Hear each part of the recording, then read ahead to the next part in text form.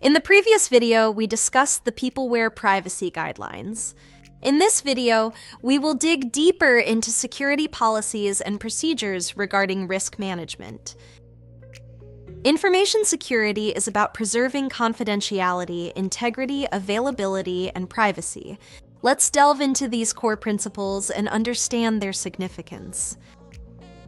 Confidentiality means that information is not made available or disclosed to unauthorized individuals, entities, or processes. Integrity means protecting the accuracy and completeness of assets. Availability is the ability of being accessible and usable upon demand by an authorized entity. Privacy preservation is all about making sure that privacy-sensitive data is kept confidential or not stored at all. PeopleWare does not strive to achieve a full certification towards the ISO 27001 standard as a company, but unique projects work in the context of customers that do. The framework used within PeopleWare is strongly based upon the ISO 27001 standard. Most of our clients see themselves as potential targets, and as PeopleWare is in the supply chain of those customers, cybersecurity and privacy preservation is very important, mainly in the realms of secure application development, SecApp Dev. Information security requirements stem from project requirements and are thus agreed upon by PeopleWare and the customer of a project. Statutory, regulatory, and contractual requirements will be documented and input to the planning process.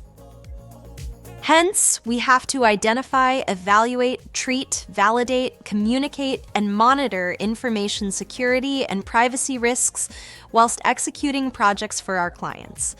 A key part of the PeopleWare security architecture is the management of risks. According to ISO, a risk is the combination of the probability of an event and its impact. In general, a risk assessment should be performed by the executive team for PeopleWare in general and by the project manager for every particular project. Risks are analyzed following a qualitative approach. This means that the result of a risk will be classified as high, medium, or low. As soon as risks are identified, it must be determined what to do with those risks. For each specific project, the project manager has the role of Project Information Security Officer. The PISO holds the responsibilities to carry out the risk assessment for the project. The metrics retrieved from executing this process are reported back to PeopleWare management. One of the options when evaluating risks is just to do nothing, meaning that the risk will be accepted. This is a valid approach, but it must be used with caution. Within PeopleWare's general operations, risks which are evaluated as low will be automatically accepted. The first step is to identify the risks. Define which scenarios can cause a possible risk.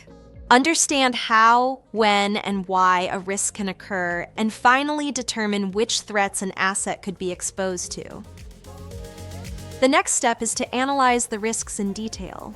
This is done by defining for each asset the impact of a potential scenario. Now define for each asset the likelihood of a potential scenario. The risk will be calculated based on the impact and likelihood. The risk will be calculated based on the impact and likelihood. Note that this algebra is not symmetrical. We estimate the risk of a low-impact event that occurs more often is lower than of a high-impact occurrence that happens once. Determine which risks can be accepted and which risks need to be treated based on priority. Evaluate the risks that need to be treated.